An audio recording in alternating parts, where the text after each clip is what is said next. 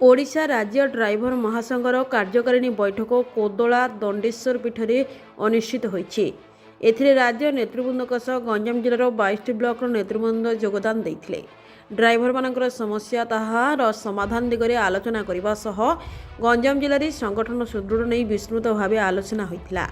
Beguniapada block driver संघ सभापति गोपीनाथ पन्ना नेतृत्व में अनुष्ठित कार्यक्रम में शताधिक ड्राइवर माने कोदोला पेट्रोल पंप ठारू एक शोभायात्रा बाहरी मुख्य रास्ता दे दंडेश्वर मंदिर निकट में पहुंची सेठारे कार्यकारिणी बैठक अनुष्ठित होइथिला। एथिरे गंजाम जिलार समस्त ब्लॉकर संघर कार्यकर्ता बेगुनियापड़ा ब्लॉक उपसभापति संजय पंडा, संपादक श्रीराम त्रिपाठी, सह संपादक टूना सेठी, उपदेष्टा बसंत महांती प्रमुख उपस्थित थिले। Bureau report Odisha digital news. किसी विशृंखला गति होता निहाती भाव गंजाम जिलार भाई मान मन मानने भांगीगला भाया आसीला पोजिशन को कि बर्तमान समय जहाँ भी आमर सांसद जो प्रदीप पाणिग्राही आज्ञा सहयोग आज से केस टी आम माने नॉर्मल हवा ड्राइवर भाई मैंने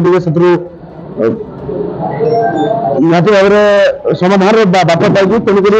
आज समय गंजाम जिलार समस्त भाई मैंने पुणी थे एकतार राह नहीं एकतार वार्ता नहीं ड्राइवर हम एकत्रित होइजु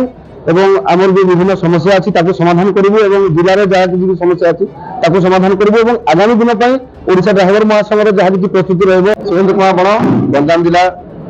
ओडिशा ड्राइवर महासंघ सभापति। बर्तमान तो आम मीटिंग अच्छी आज भाई मान सब डका होती राज्य कमिटी भाई मैंने आम बस आम साथी आम गण में खुशी कथा जेहेतु समस्या तो लगे समस्या समाधान आम समस्त बस बाहर समस्या समाधान निश्चित